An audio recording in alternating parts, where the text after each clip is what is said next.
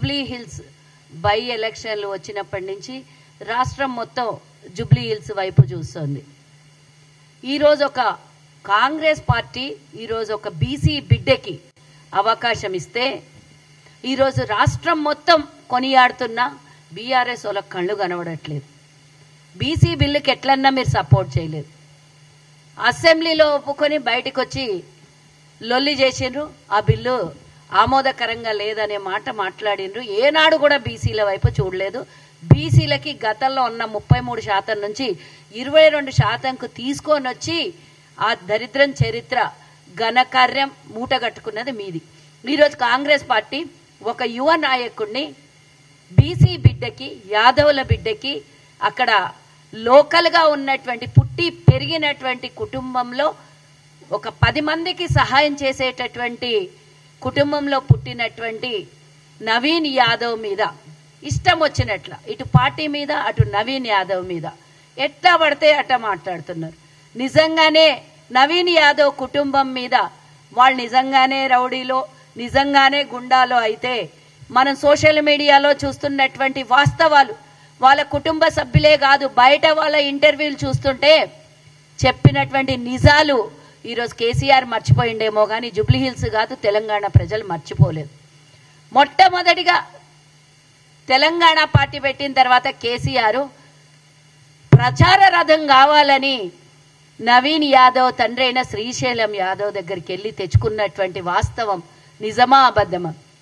ఇప్పటికి కూడా ఆ ప్రచార రథం అన్ని జిల్లాల్లో తిరిగి 10 ఏళ్లు ప్రభుత్వంలో ఉండి ఆ ప్రచార రథం ఈరోజు టీఆర్ఎస్ భవన్లో ఉన్నది నిజమా కాదా? ఒకవేళ నిజంగానే వాళ్ళ కుటుంబం మంచిది కాకపోతే వాళ్ళ కాళ్ళ దగ్గర దండాలు పెట్టి నువ్వు ఆ రోజు 5 లక్షల రూపాయలు ప్రచార రథం తెచ్చుకున్నది నిజం కాదా అని అడుగుతున్నా.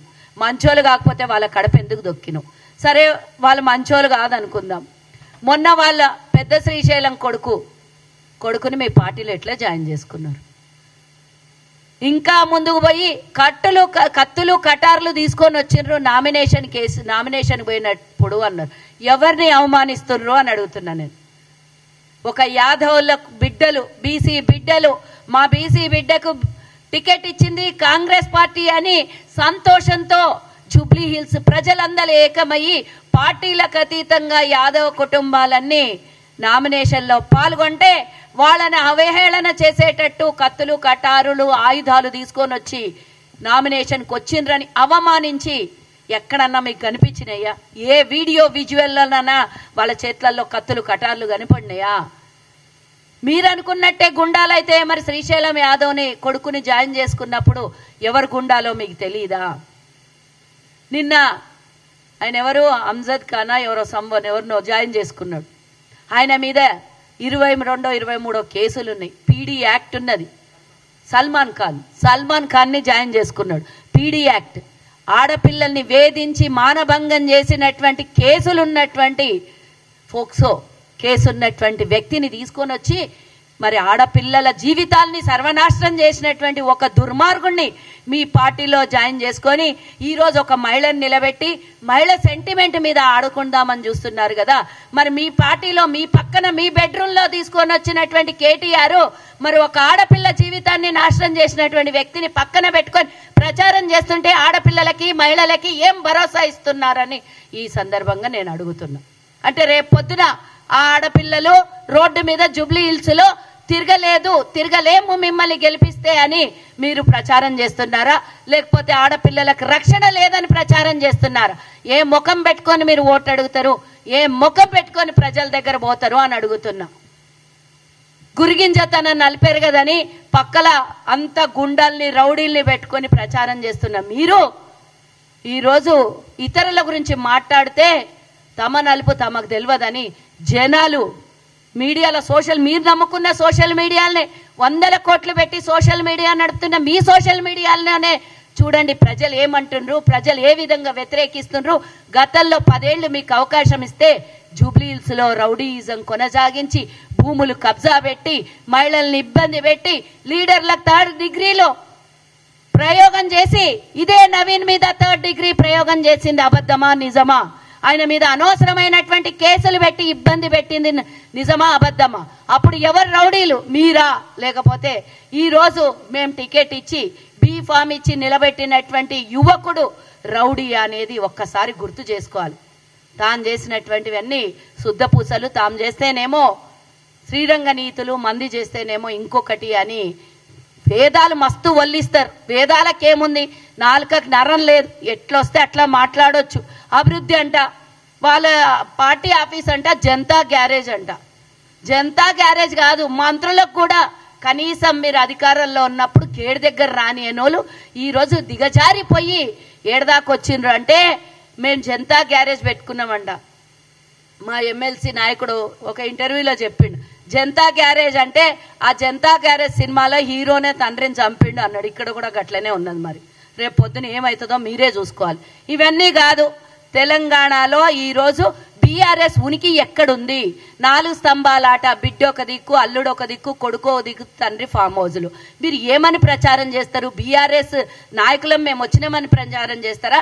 కవిత మీకు రోజు మీరు చేసిన ఇన్నేళ్లు 10 ఏళ్లు చేసినాయి ప్రతి ఒక్కటి బయట చెప్తూనే ఉంది కదా. ఆమె నిజాలు వాస్తవాలు మాట్లాడి బయటకు వచ్చి చెప్పినందుకే ఈరోజు మీ సొంత ఆడబిడ్డని బయటకు ధర్మేశారు. జవాబులు చెప్పలేనటువంటి పరిస్థితి మీరుంచుకొని ఈరోజు జూబ్లీహిల్స్లో పోయి ప్రచారం చేస్తే ప్రజల ప్రశ్నలకు మీరు జవాబులు చెప్పే స్థితిలో మీరున్నారా? నీ బిడ్డకి నువ్వు రక్షణ ఇచ్చుకోలే, జైలుకు పోతే మా నాయన రాలేదని ఆమె అలిగి బయటకు పోయింది. నిజాలు వాస్తవాలు, హరీష్ రావు ఏం దోపిడీ చేసిండు, ఇంకా వాళ్ళ ఇంకో పిన్నమ్మ కొడుకు ఏం దోపిడీ చేసిండు సంతోష్ రావు అని అన్నీ చెప్పింది పూసగుచ్చినట్ల. ఏ ఎంక్వైరీలు అవసరం లేకుండా, ఏ సిబిఐలు ఈడీలు అవసరం లేకుండా డైరెక్ట్ కవితనే మీడియా ముంగలు వచ్చి చెప్పింది మీ కుటుంబం దోపిడీ ఏందో. అంత దోపిడీ చేసిన వాళ్ళు మళ్ళీ వచ్చి కల్లబొల్లి మాటలు, సెంటిమెంట్ ఆయుధంగా వాడుకుందామని చూస్తే అసలు మీ ఎంబడి లీడర్లు లేరు, కార్యకర్తలు లేరు. మా నవీన్ యాదవ్ చెప్తున్నారు ఇప్పటికే 25% టీఆర్ఎస్ వాళ్ళు కాంగ్రెస్ కండువా కప్పుకున్నారు. ఇంకో వారం రోజులలో బీఆర్ఎస్ లో ఉన్నటువంటి అందరూ యువ నాయకులు, యువ కార్యకర్తలు అందరూ కాంగ్రెస్ కండువా కప్పుకోపోతున్నారు. 50% ఖాళీ అంటారు.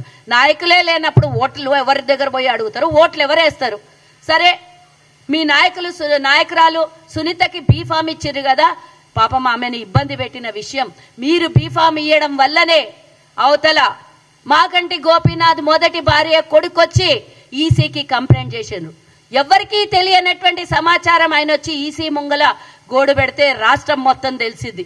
నేనే వారసుణ్ణి అని చెప్పి సునీత గారి గురించి తప్పుగా మాట్లాడారు. దానికి మీరు ఎవరన్నా సమాధానం చెప్పిండ్రా? ఈ విధంగా మాట్లాడొద్దు, భర్తను కోల్పోయినటువంటి మనిషి కన్నీటి సంద్రమై ఉన్నది, ఆమె గురించి ఈ విధంగా మాట్లాడితే పాపం తగులుతుంది అని ఆమె మొదటి భార్య కొడుకుని మీరు చెప్పిండ్రా?